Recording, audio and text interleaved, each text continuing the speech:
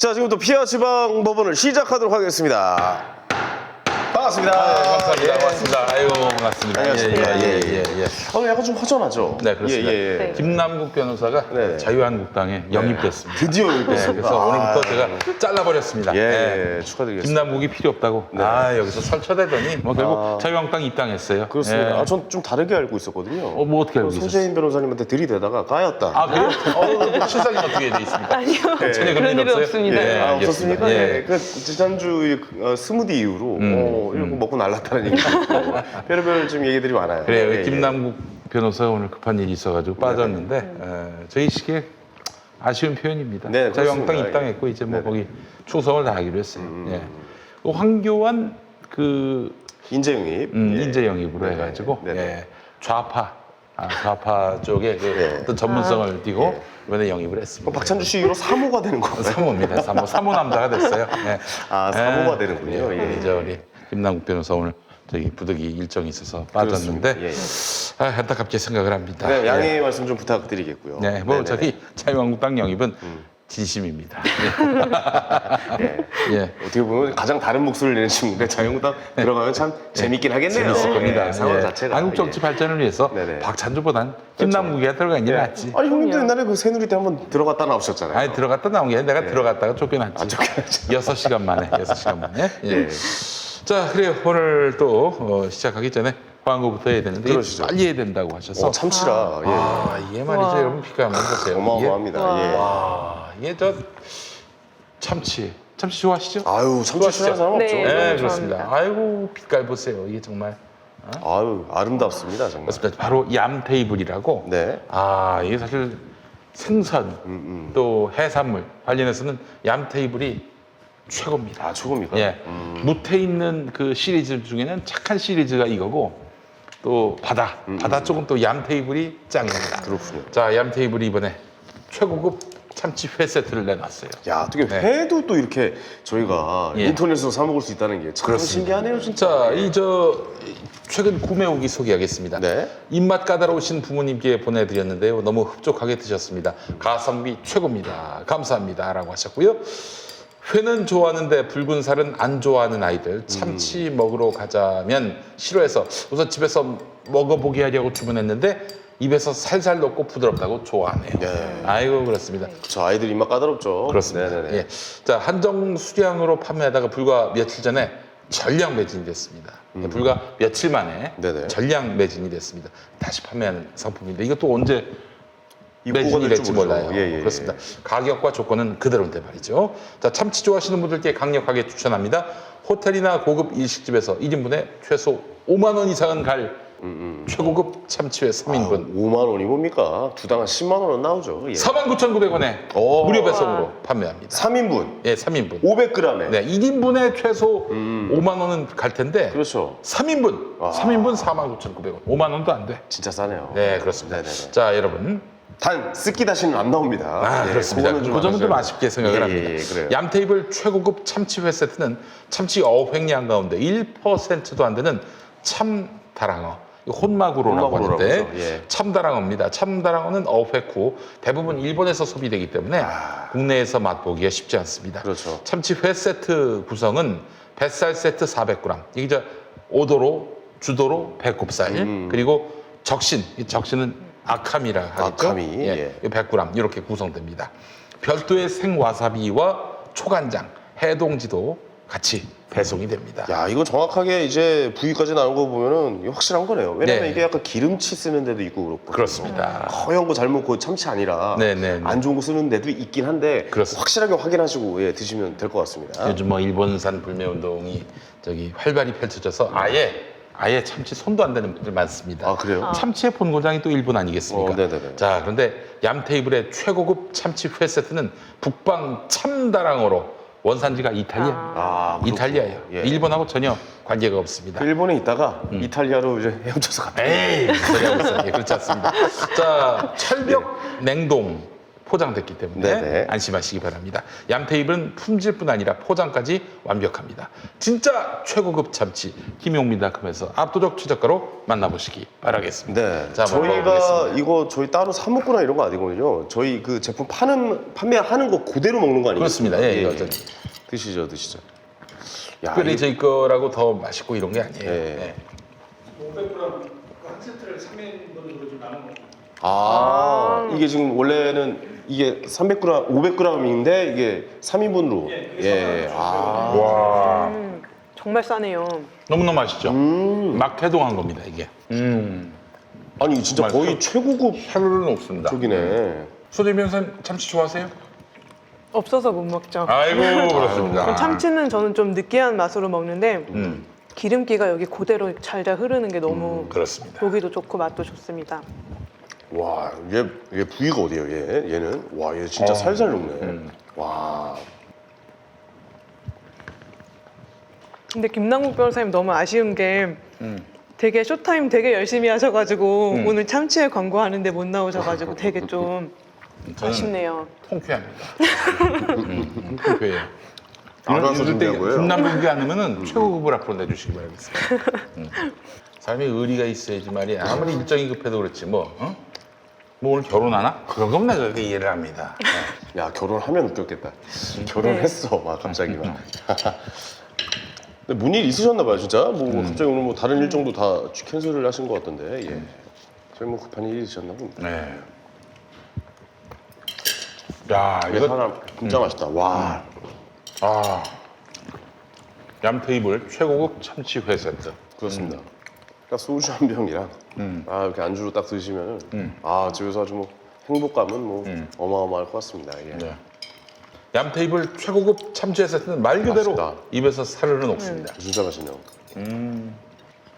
자, 정말 이거 참치 싫어하는 분들 이거 먹고도 싫어할 수가 없어요. 이게 비린내 걱정하는데 참치에서 비린내 전혀 나지 않습니다. 네. 한번 진짜 드셔보셔야 이걸 알 것 같아요. 네. 와, 이 정도 마시면은 이거 정말 맛있습니다. 예. 제가 집이 용산 쪽이잖아요. 네네. 거기 이촌동 가 보면은 일식집 정말 잘하는 데 많거든요. 제가 그 동네 사는 이유 중에 하나가 그 일식을 제가 이런 회 이런 거에 빠진 적이 있었어요. 그래서 정말 그것만 계속 먹었거든요. 그래요? 근데 거기 못지 않아요. 정말 제가 먹어보니까 너무 맛있습니다, 진짜. 그래서 친입하라는 소문이 있잖아요. 우리 황현희 씨. 내가 순간 얘기하면서 그 얘기할 것 같은데 이 생각을 해다가 네, 그렇습니다. 내가 했습니다. 예, 그래요. 일식 좋아하는데 뭐 당연히 좋아할 수도 있는 그럼요, 거지. 문화잖아요. 문화는 또 다른 거죠. 너무 맛있었습니다. 정말 잘 최고예요. 먹었습니다. 정말 감사합니다. 네. 이 얌테이블 최고급 참치회 세트 저희가 대신 시식했는데 여러분 짱입니다. 김용민닷컴이 참 좋은 일 많이 하네요. 그렇습니다. 저에게 이렇게 매주 이렇게 맛있는 음식을 또 주시고. 예, 그렇습니다. 자, 얌테이블 최고급 참치회 세트 있습니다. 자, 이제 본격적으로 좀 시작을 해볼까요? 네. 지난주 댓글부터 한번 좀 이제 수정 변호사님께서 댓글 주시죠. 예. 지난주에 저희가 방송을 한 내용이 이제 조 전 장관이 뇌물죄로 기소될 것인지 여부 그리고 조국 네, 장관. 조국 네. 전 장관 그리고 유시민 이사장이 이제 알릴레오에서 했던 발언이 명예훼손죄가 성립하는지 여부 뭐 내사를 했다라던가 그런 발언들이요. 그리고 뭐 계속 저희가 한 3개월 동안 계속 끌고 오는 주제인 윤석열 총장 수사의 문제점에 대해서 또 저희가 얘기를 나눴어요. 그랬었죠. 지금 이제 수사가 거의 마무리되는 단계에 있죠. 그래서 여기에 대해서 이제 어떤 분께서 댓글을 굉장히 정리를 잘 해주셔서 좀 길기는 하지만 제가 한번 다 읽어보려고 합니다. 네. 지금의 조국 수사는 예전 어느 수사보다도 그래서 그 전에 지난주에 동생이 구속이 되었어요. 그렇습니다. 그리고 아들, 딸에 대해서도 추가 수사를 하고 기소 여부를 검토한다는 얘기도 나오고 있고 81세의 모친에 대해 또 어머니까지도. 소환한다는 소환 검토를 하고 있다고 그렇게 얘기가 나왔어요. 변호사님, 이런 경우가 있습니까? 제가 너무 잔인하다는 생각이 들었고 지금 이 댓글에서도 그 부분을 잘 지적을 해주셨어요. 제 마음을 어떻게 보면 대변을 해주신 댓글인 것 같아서 한번 네. 읽어보겠습니다. 예. 지금의 조국 수사는 예전 어느 수사보다도 이례적이고 잔인한 건 맞다고 생각합니다. 조국 개인이 정말 확실한 문제가 있다면 조국만 바로 잡으면 끝나는 일을 지금 방식으로 아내와 자녀들을 수사하고 심지어 아내를 구속 수사까지는 구속 수사까지 시키는 이러한 방식들이 그리고 지난주에 동생 구속되고 아들, 딸 추가 수사 기소 여부 검토를 하고 있다고 하죠. 그런 것들이 요즘 말하는 가족 인질극이라는 느낌을 지울 수 없습니다. 조국의 동생도 죄가 있으면 처벌받으면 되는 간단한 문제입니다. 다만 동생의 삶을 왜 조국이 책임져야 하는지, 오촌 조카의 삶을 왜 조국이 책임져야 하는지 저는 개인적으로 납득이 힘듭니다. 펀드 문제도 분명히 의심받을 만한 이상한 판에 투자되어 의심받을 만한 사안은 맞지만 수사를 했을 때 아닌 건 아니다라는 생각이 들면 멈출 줄도 알아야 합니다. 검찰이 구성한 그림대로 짜맞춰서 진행하는 수사가 뭔가 이상하니까 국민들이 도로로 쏟아져 나오는 것 아니겠습니까? 검찰은 지금이라도 지난 2달 넘는 기간 동안 이 혼란스러운 국면을 만들었던 것에 대해서 어떻게 올바르게 수습할지 한 번쯤은 고민하고 돌아봐야 합니다. 너무 노골적으로 무리한 수사를 하는 게 밖에서도 보이기 때문에 이제 더 이상 악의적으로 사람을 몰아가는 행위는 중단하시기 바랍니다. 이미 지금까지 수사로 많은 사람들이 조국과 가족들을 가족 사기단으로 인식하고 비판하는 중입니다. 하지만 관심을 가지고 지켜보고 있는 국민들도 많기에 끝까지 감시할 겁니다. 라고 달아주셨습니다. 네네. 저도 끝까지 지켜보겠습니다. 네.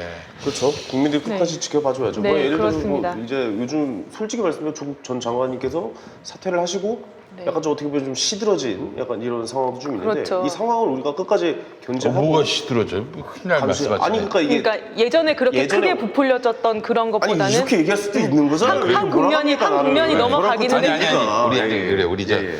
그 시민들은 아직도 굉장히 아니 좀 그게 간단히 당연히 그런데 네. 전체적인 이제 느낌상 이게 언론의 보도량이라든가 뉴스를 다룬다는가 그쵸. 보도량이나 뭐 이런 거를 봐도 예. 그런데 근데 우리 끝까지 견제를 하고 감시를 해야 그럼요. 된다라는 말씀을 드리고 제 얘기는 싶은 거예요. 뭐냐면은 예, 예. 검찰의 수사는 조금도 누그러지지 않았다. 아 그렇습니다. 예. 그 그러니까요. 얘기를 하는 거예요. 아, 지금 예, 얘기는. 예, 예. 네, 지금 뭐 아들, 딸에 대해서 추가 수사랑 기소를 검토하겠다고 하고 80이 넘은 모친을 소환하는 것을 검토하겠다고 하는 걸 보면은 계속 그 검찰의 어떤 좀 잔인함 이런 것들은 계속 유지되고 있는 건 맞는 것 같아요. 그리고 이것과 비교해 볼 수 있는 게 오늘 이제 이야기가 나오겠지만 계엄령 문건에 대한 불기소 이유서를 저도 한번 읽어봤거든요.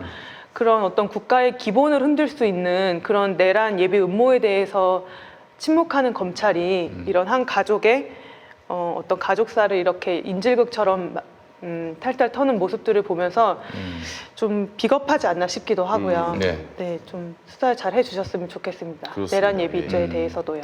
그 댓글이 이제 써주시는 분들을 보면은 진짜 뭐랄까요, 좀 대변을 잘해주시는 분들의 의견도 굉장히 많아요. 네, 맞아요. 우리가 배울 만한 댓글들도 굉장히 많고 네. 좋은 의견들도 많은 것 같습니다. 예. 아니 근데 이제 변호사님 아까 잔인하다라고 말씀하셨는데 검찰의 의도는 뭐라고 보세요?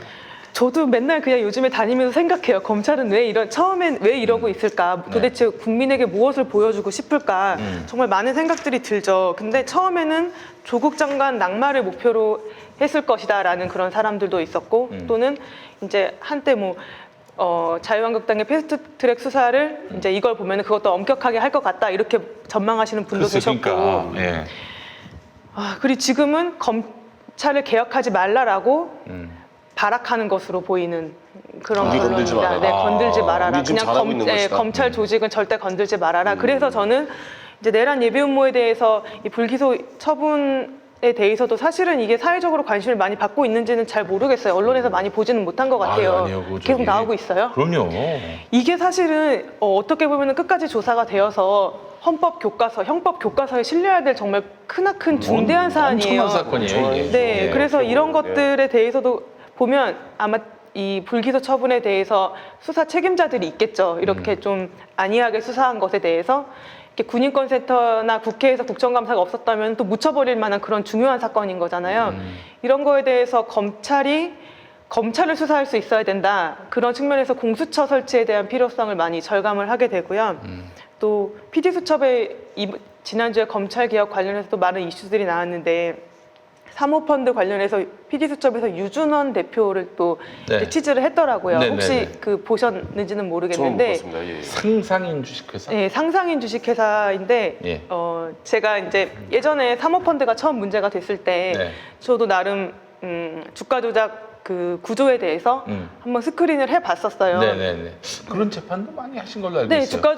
주가 조작 사건도 변호를 해봤죠. 그게 전문이시잖아요. 전문 변호사라고 하긴 그렇지만 많이 해봤고요. 네네. 그다음에 횡령 배임에 대해서도 많이 해봤는데, 네네. 이 경제 사건 같은 거 네, 많이 경제 다루셨어요. 사범에 대해서 좀 좀 자부심을 가지고 있다. 그 변호에 대해서. 아이, 그래요? 횡령 배임을 했던 의뢰인을 변호를 하는 거죠. 근데 네. 근데 조만간 뭐 어떻게 검찰로 들어가신 거 아니에요? 수사부로? 근데 예. 근데 저희는 뭐 선을 정해서 억울한 점이 있으면 확실하게 변호를 하고 또 잘못한 게 있으면 인정을 확실하게 하고 반성을 해서 선처를 구하는 그런 변론을 하고 있고요. 네.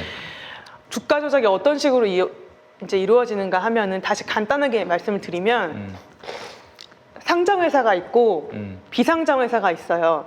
그러면은 기업 사냥꾼들이 상장회사를 사요. 근데 이 상장회사는 쉘이라고 해요. 껍데기. 그리고 좀 기술력을 갖춘 비상장회사를 펄이라고 해요. 진주. 그래서 이 쉘을 품는군요. 네? 품는 거예요. 품는 거예요. 그러니까 네. 이 껍데기가 진주를 품고 상장이 되는 거예요. 그러면 어떻게 해야 되겠어요? 기업 사냥꾼들이 먼저 이 쉘을 사야 돼요. 그래서 이거를 여기에 회사의 주식을 사는 건데 이게 우회상장이라고 하는. 우회 상장 맞아요. 그렇죠, 예. 그래서 무자본 M&A가 불법은 아니지만 기업 사냥꾼들이 무자본 M&A를 통해서 주가 조작을 하고 횡령 배임을 하는 게 불법이다라고 말씀을 드렸었는데 이때 꼭 등장하는 어떤 그 역할이 있어요. 네. 사채업자. 제가 그때 명동 사채업자라고 했었던 것 같은데 이 명동 사채업자가 기업 사냥꾼들에게 돈을 빌려줘가지고 그 기업 사냥꾼이 상장회사를 사는 거예요. 근데 그 상장회사의 주식을 그 사채업자한테 담보로 제공을 하는 거죠. 그러면은 그 사채업자들은 그 주식을 가지고 있다가 주가가 담보 비율 이하로 주가가 떨어지거나 그러면은 반대 매물에서 다 팔아버릴 수가 있고요. 그 다음에 혹시 좀 주가가 올랐다고 해서 사채업자가 이제 그거를 배신을 때리고 다 팔아버리면 또 그때 주가가 하락해서 아무튼 주가 조작의 세계는 정말 굉장히 너무나 위험하다. 네네. 그렇기 때문에 정 교수가 여기에 이렇게 관여했을 리 없다 이런 얘기도 했었는데 상상인의 저축은행 거기가 이 사채업자의 지위에 있는 사람들인 거예요. 그래서 저는 그때 어떤 느낌을 받았냐면 왜 사채업자가 있어야 될 자리에 무슨 저축은행이 있네 좀 이상하다 이런 생각이 들었었어요. 네네. 왜 저축은행이 여기 있지? 근데 제 이 설명을 들으면서 어떤 청취자분께서 댓글을 딱 달아주신 게 제 설명 이해하시고 그러면은 저축은행이 사채업자 지위군요 라고 댓글을 달아주신 분도 있었거든요. 네네. 그래서 저는 그때 어떤 생각을 했었냐면 검찰이 혹시 수사를 하면서 이 저축은행이 뭐 조국 전 장관의 외압을 받아서 돈을 빌려줬다 이런 수사를 할래나? 그냥 그런 생각은 잠깐 하고 지나갔었어요. 근데 네네네. 저축은행에 대한 이야기는 이상하게 한마디도 안 나오더라고요. 저는 그거는 정말 이상하다고 생각했거든요. 왜 그 자리에 저축은행이 있는지. 네네. 근데 이번 PD수첩에서 그거를 딱 밝혀내신 거예요. 근데 사실은 이제 많은 분들이 큰 판이 일어나고 있으면 거기에 돈을 대준 사람은 주가 조작의 세력이다라고 생각하시는 경우가 있는데 약간 구별돼야 되는 게 사채업자는 원래는 처벌을 받지 않아요.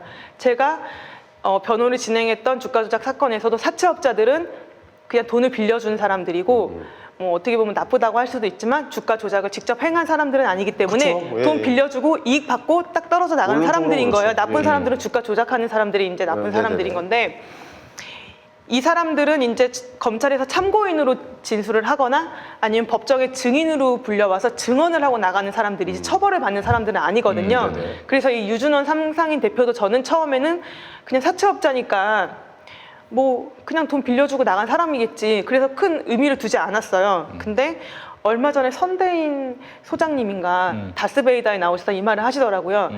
최근 1년간 상장 폐지된 주식회사가 11개가 있는데 네. 그 중에서 9개 회사에 상상인이 투자를 했다는 거예요.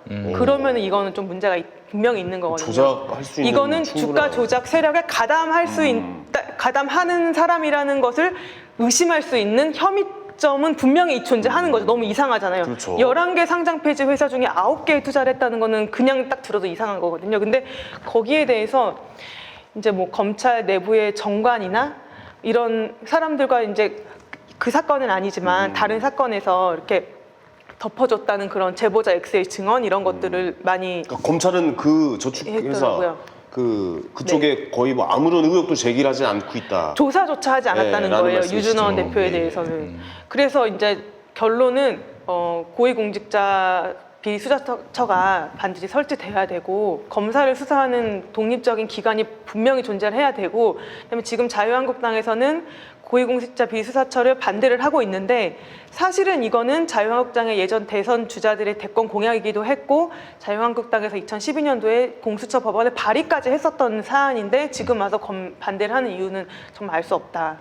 네, 반대를 위한 반대 같다라는 생각이 듭니다. 알겠습니다. 사실 검찰을 견제하는 건 언론이잖아요. 어떻게 보면 지금의 구조로는. 그렇죠. 언론이 지금 검찰이 내고 있는 그 목소리에 동조가 돼서 그 목소리 계속 그냥 기사만 써주고 있으니까 이건 견제가 아니라 거의 한 몸이 됐다라고 볼 수가 있는 그렇지. 상황이니까. 검찰하고 지금 언론은 공생관계예요. 네. 그러니까 검찰이 이제 고급 정보를 언론에다가 주면 언론은 그걸 갖고 그대로 보도하면 되잖아요. 네. 뭐 악어세죠. 예, 예. 사실 확인이 뭐가 필요해 그냥 있는 그대로 단독 붙여서 내도 되는 네. 건데 그러니까 견제가 안 되고 있다는 비탈이 없는 말씀이에요. 건데 예, 예. 그러니까 그렇게 해서 검찰이 언론에다가 기여하고 언론은 또 그런 검찰에 대해서 이 검찰 왕국, 검찰 기득권을 지켜주는 선에서 서로 이제 거래를 하는 거죠. 그러니까 그렇죠. 예. 그냥 불이한 어떤 공생관계가 이루어지는 곳이 바로 검찰청 기자실이에요.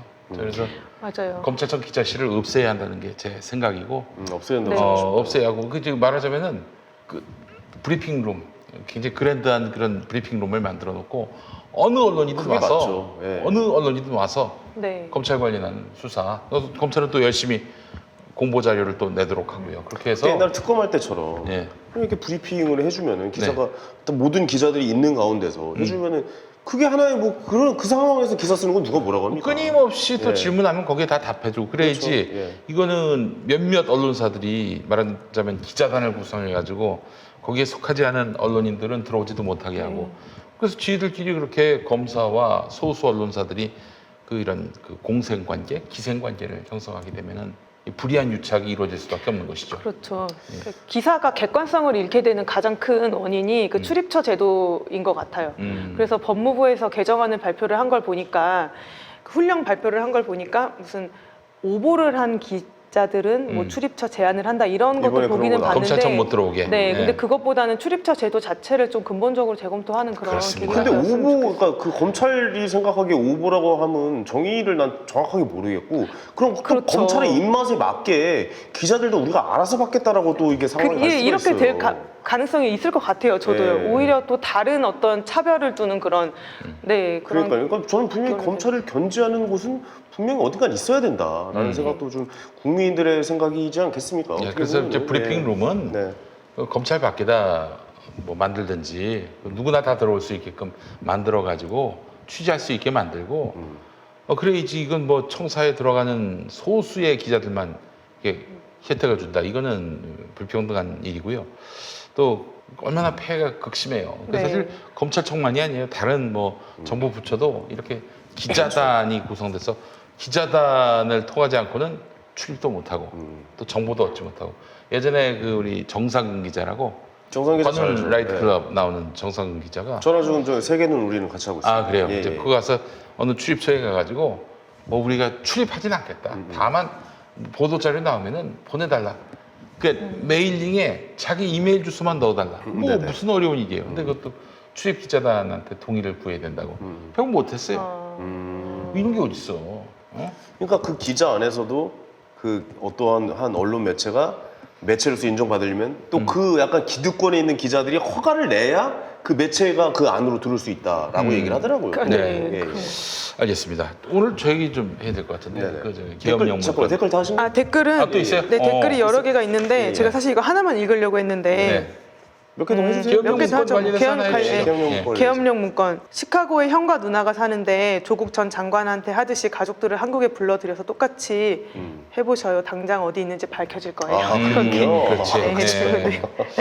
되게 좀 재치 있는 댓글들을 많이 달아주셨는데 조현천은 군인 연금을 매달 따박따박 받기 때문에 도피에 전혀 문제가 없다고 합니다. 연금 중지를 안 하는 국방부도 공범입니다. 이런 댓글을 달아주신 분도 아니 있고요. 연금을 어디서 타가는지만 모르겠어요. 알아봐도 예. 근데 이제 중지하기가 꽤 어렵다는 얘기도 내가 어디서 들었는데 그래요? 뭐 그래요? 근거는 잘 모르겠고 뭐 아이가 그렇대요. 그리고 그 조현천이가 정치적인 이유 내가 이 나라에 있다가는 뭐 반란법으로 낙인 찍혀서 살 수가 없다 해가지고 해외로 튄 경우에는 그게 소환하기가 힘들대요. 소환이 대단히 어렵다고 하더라고요. 정치범 그렇죠. 범죄인 인도 네. 조약이 네. 그 또 이렇게 적용되기 쉽지 않다고 네. 그래서 조현천 씨가 그렇게 해서 한 겁니다. 만약에 그렇게 강제로 쳤다가 망명 신청할 수도 있어요. 또 어떻게 보면 그럴 수 있겠죠. 네네네네. 어쨌든 좀 빨리 어디 계신지 좀 알아서 네. 아니 뭐 다른 거 바라는 아니, 게 아니라 제대로 된 그 우리가 사건의 내막은 알아야 될 거 아니겠습니까? 아니 근데 자기 나라 국민을 죽이겠다고 계엄 문서를 작성한 사람을 정치범이라고 볼 수 있습니까? 국제사회에서는 이거를 뭐 한쪽에서 몰아가면은 아니 예를 들면은 어떤 여러모리 하는 거죠. 어떤 예. 이제 민간인 특히 이제 이런 민주화 투쟁을 벌이는 이런 분들이 그 자기 나라 정부에게 그 위협을 받아가지고 도망갔단 말이에요. 그거는 당연히 정치범 사상범으로서 그렇죠. 인정받아야겠지만 자기 나라 국민을 다다다다다 죽이겠다. 그렇죠. 그랬던 놈이 지금 미국에 건너갔단 네. 말이에요.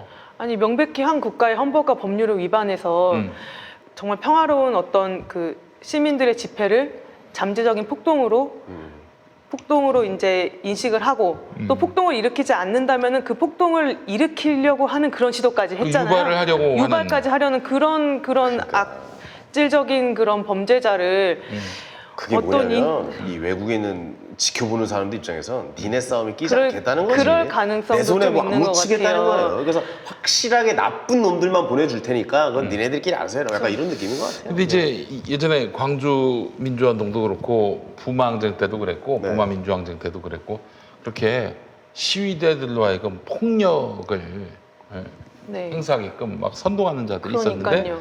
그 자들이 바로 이제 세작이란 거예요. 예. 아 물론 이제 뭐 그렇다고 해서 광주 민주화운동과 부마 민주항쟁 당시에 또 이런 물리력을 동원해서 항거했던 그 자체가 다 잘못됐다 이런 얘기 절대 아니고요. 그건 그 나름대로 굉장히 숭고한 의미가 있는데 얘는 그런 계획을 세워놓은 거 아니겠어요. 한마디로 얘기해서 그러니까요. 예, 예. 뭐 청와대로 가서 뭐 엎어버리자 뭐 이런 식으로. 그렇죠. 아 그리고 또 당시에 그 기억나는 게 그 군대여 일어나라 이 팻말을 들었단 맞아요. 말이에요. 그때 예. 보수단체 집회에서 어이가 또- 없죠, 진짜. 또 그 군대요. 의심스러운 부분이 뭐냐면은 이 불기소 유서에 보면은 어떤 계엄령 문건들을 가지고 누가 어떤 식으로 공모를 하고 이 문건을 가지고 누가 몇 월 며칠 날 청와대에 들어가고 누굴 만나고 이게 다 조사가 다 되어 있어요. 네. 근데 어떤 의심이 가는 것도 있었냐면 어느 시기가 되니까 군대여 일어나라 아까 말씀하셨던 네.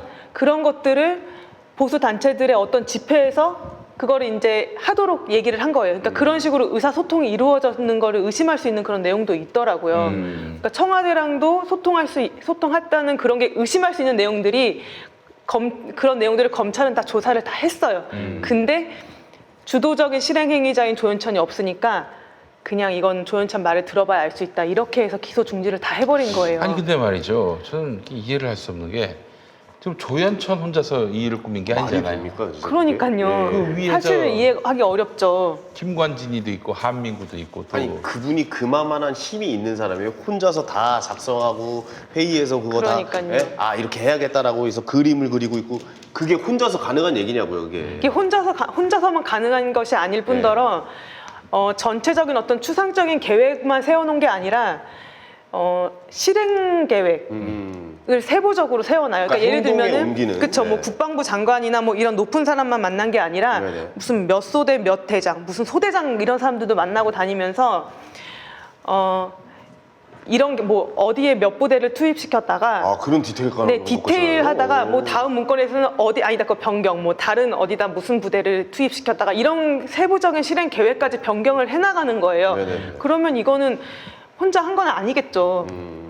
분명히 거기에 실질적으로 어떤 합의가 있었다거나 위험성이 있는 게 분명한데 그거에 대해서 더 나가서 조사하지 않은 거죠. 야 이거는 그럼 만약에 그분이 잡히면 그분한테 다 뒤집어 씌우려고 하는 것인가요? 이거 뭐 어떻게 잡히지 해줘야 않으려고 되지? 애를 쓸 것이고 저는 이게 뭐 조현천 혼자 지금 도망 다닌다고 보지 않아요. 뭔가가 누군가? 뒷받침을 해줄 거라고 보는데 자 그렇다면은 지금 이 단계에서 서울중앙지검이 이 기소 중지가 된 거죠? 기소 중지. 그러니까 조현천은 기소 중지가 됐고 나머지 뭐 김관진, 황교안 이런 그 다른 피의자들은 참고인 중지. 참고인 중지. 네. 예. 잠깐만 이거는 그러면 군대에서 조사를 해야 되는 건가요? 어떻게 되는 겁니까? 그게 원래 제가 알기로는 정확한 건 아닌데 조사를 하겠냐고요. 군대에 그래서 관한 지금 일인데. 예. 그래서 그때 말씀하셨던 게 문재인 대통령이 특별 지시를 내려가지고 서울중앙지검에서 특별 중앙지검에서. 수사단을 꾸려가지고 아마 조사를 해서 지금 이렇게 나온 걸로 알고 있어요. 네네네. 참고인 중지가 돼버렸는데 지금 단계에서 다시 수사 재개를 할 수도 있는 거 아니에요? 추가적인 문건도 나왔을 뿐더러 그 추가적인 문건, 그 문건을 보면은 김관진의 역할 또 박근혜 또는 황교안의 역할이 아주 명징하게 드러나고 있는데 수사 못할 거 뭐 있어요? 그 사람들이 다 도망간 것도 아닌데. 의지만 있다면 가능하죠. 근데 의지가 없어 보입니까? 아예? 글쎄요, 의지가 없으니까 이렇게 불기소 처분을 하지 않았을까요?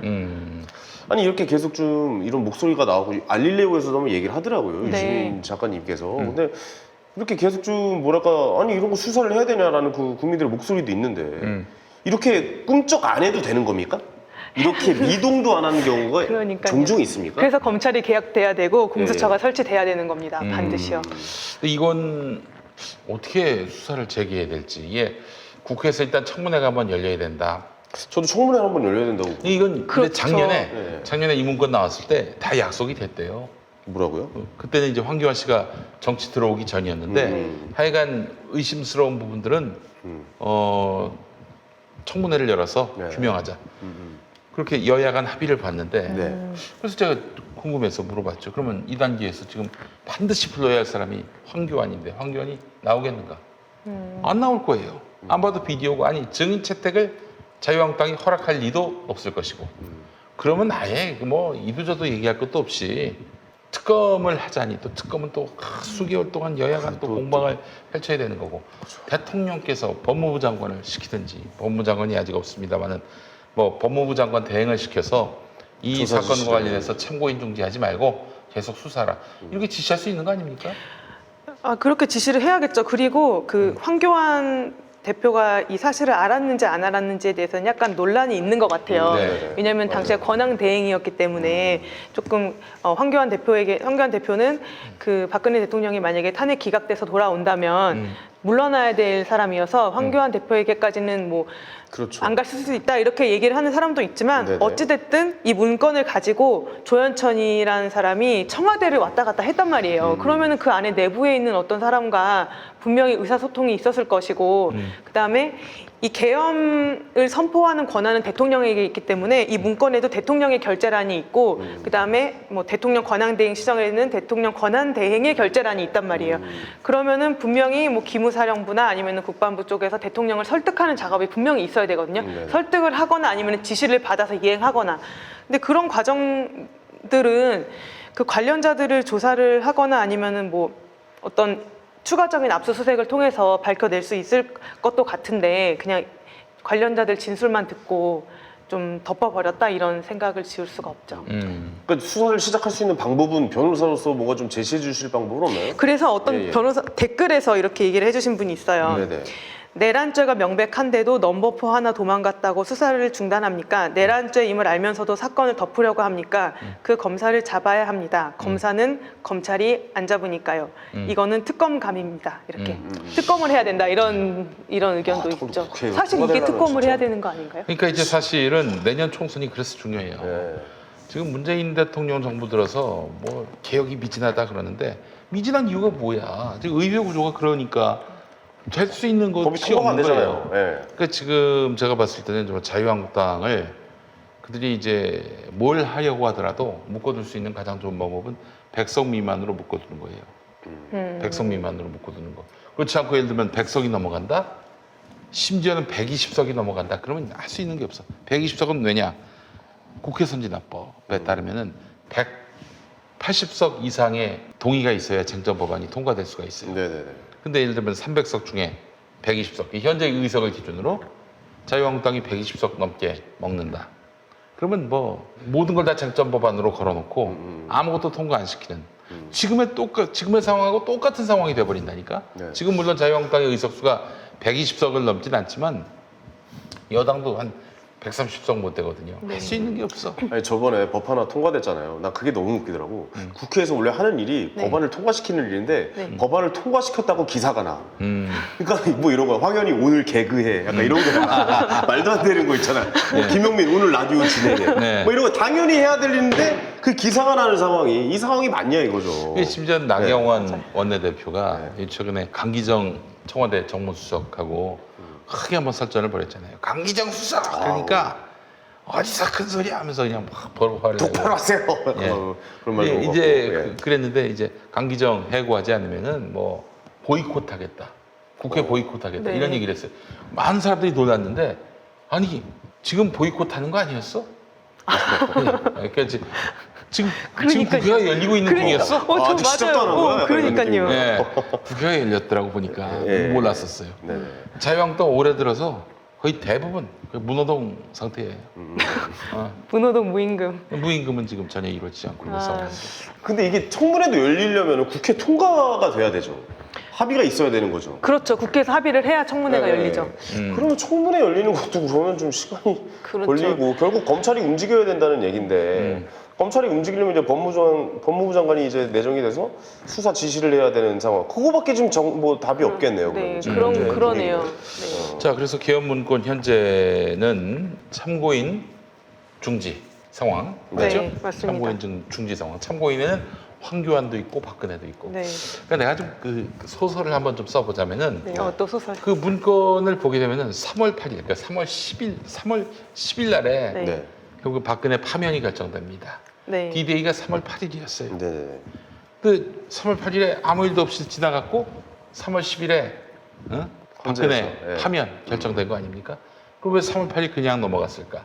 이미 10월부터 박근혜가 탄핵될 것을 전제해 두고, 왜냐면은 당내에 비박들이 맞아. 워낙 많고 소수당이었거든요. 120석을 그때 넘었나 안 넘었나. 뜻만 모으면은 박근혜 탄핵시킬 수도 있는 그런 상황이었어. 그런 상황에서 탄핵 안 될 줄 알았다고 하는 것 같던데. 이제 잘 들어봐요. 네. 네. 그래서 2016년 10월쯤에는 탄핵 상황까지 생각을 했어요. 근데 워낙에 그냥 들불같이 박근혜 성토하는 목소리들이 나왔으니까. 그 움직임이 실제로 청와대에서 있었고 11월에 추미애 더불어민주당 대표가 그래서 한번 박근혜가 얘기했죠. 지금 계엄령 구상하고 있다. 폭로를 네. 했죠. 바람 한번 뺐죠. 그 12월 9일인가 아마 그때 이제 박근혜 탄핵 소추가 국회에서 이제 의결이 돼가지고 네. 탄핵 그 재판이 이제 벌어지기 시작한 네. 거예요. 그리고 이제 2월 초쯤 가가지고 이제 구체적으로 그 계엄령 문건이 이제 작성되기 시작했고 모색되기 시작했고 그렇게 해서 3월 8일로 D-Day를 잡았어요. 네. 그런데 말이죠. 2월 말에서 3월 초까지 기억해 보시죠. 네. 1월 말부터 서서히 이제 움직임이 시작됐는데 태극기 집회가 1월 말부터 이제 말하자면 작동하기 시작하더니 2월 중순 이후로 우리가 촛불에게 지지 않는다 이러면서 막 들불처럼 막 네. 일어나게 맞아요. 됩니다. 그때 이제 굉장히 재밌었던 게 흰 옷을 입고 와라 그리고 태극기를 양팔로 들어라. 그러면은 한 명이 서 있어도 점유 공간이 굉장히 많고 그러니까 많아 보이는 거예요. 굉장히 많아 보이는 거예요. 그래서 그때 뭐 150만이 모였다, 300만이 모였다. 말도 안 되는 소리 하고 있어. 무슨 300만 같은 소리야. 아니 서울 인구의 3분의 1이 왔다는 얘기야? 말도 안 되는 얘기지. 근데 하여튼 그들이 이게 뻥을 친 거예요. 박근혜가 그때 무슨 워딩을 했냐면은 촛불 집회보다도 더 많은 사람들이 모인다. 태극기. 이때부터 자신감을 얻기 시작하는 거야.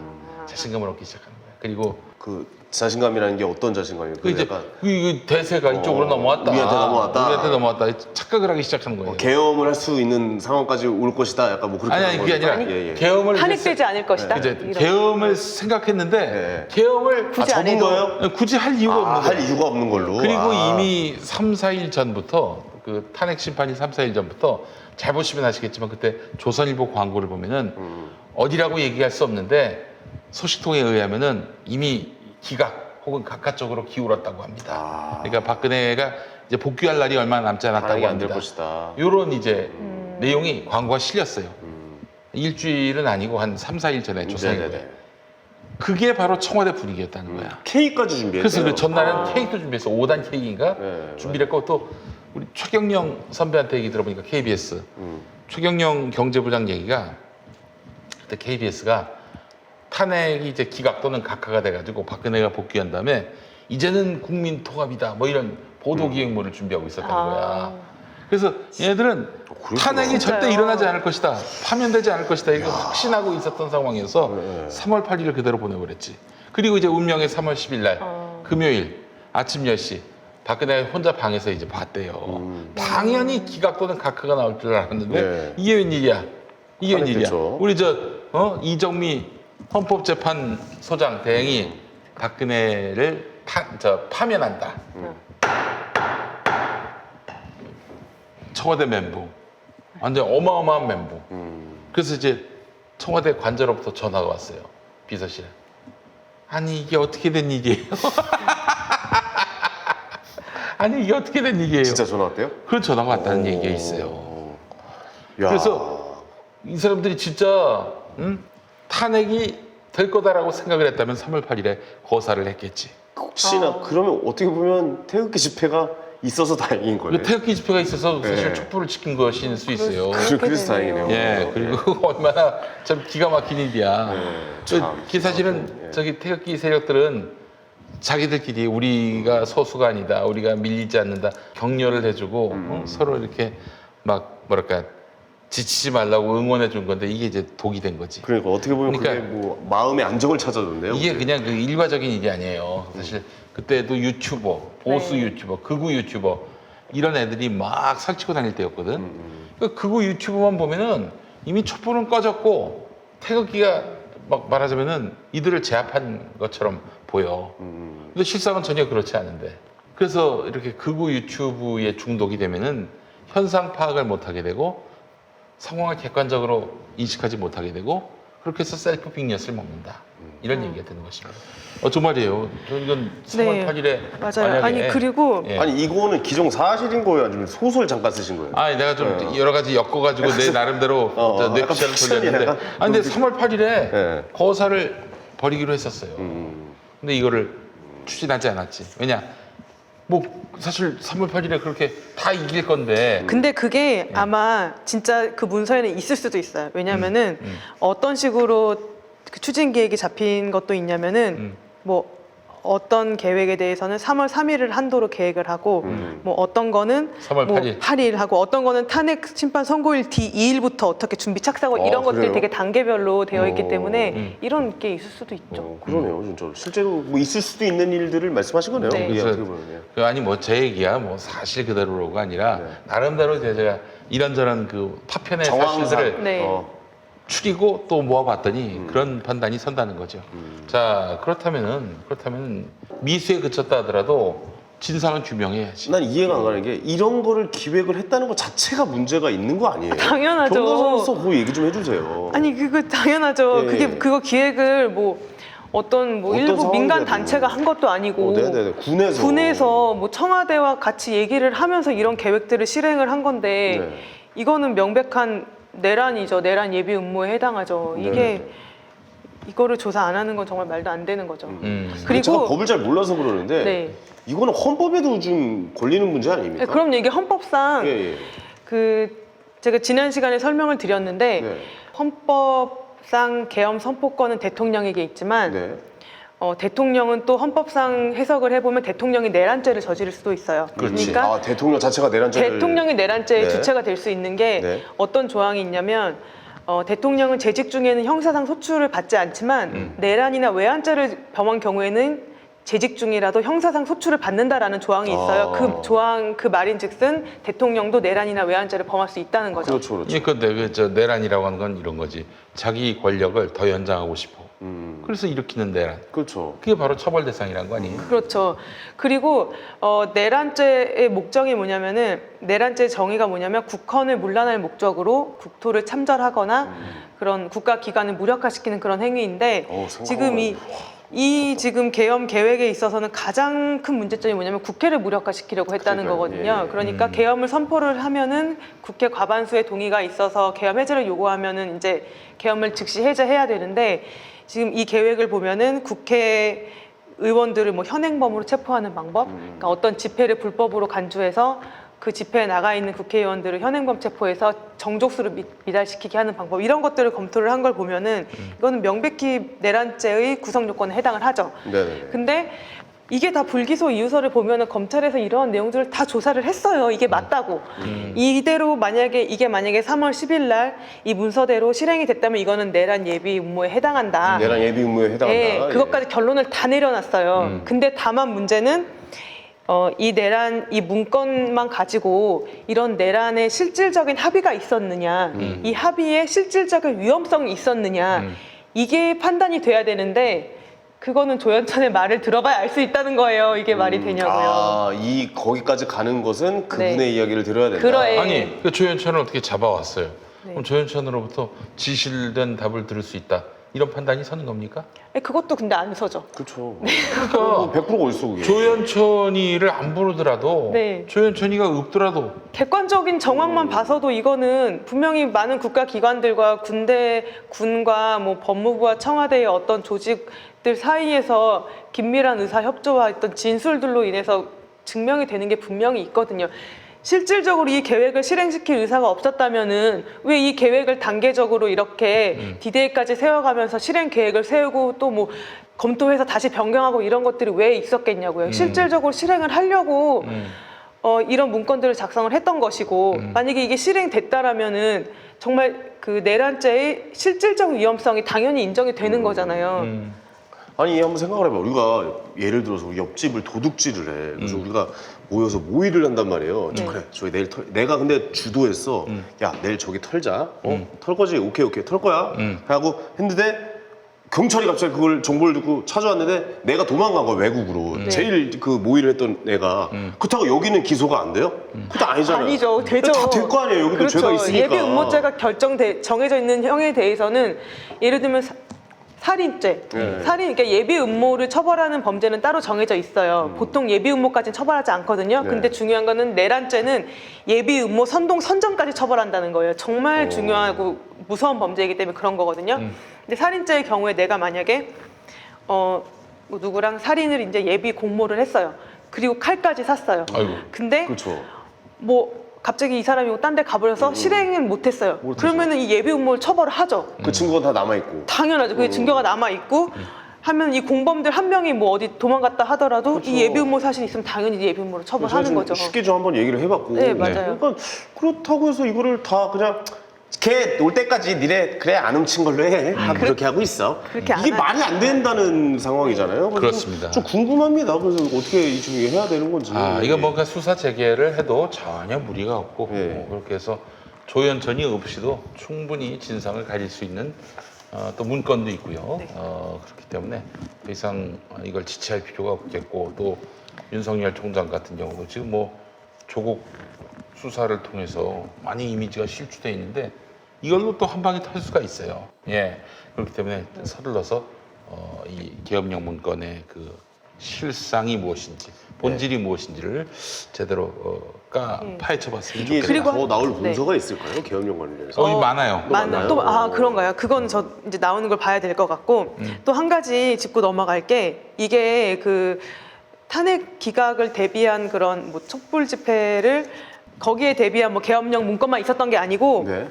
2016년 10월경에 어떤 게 또 있었냐면 북한 급변 사태를 가정해서 계엄 선포를 검토시킨 적도 있어요. 진짜요? 이게 되게 무섭지 않아요?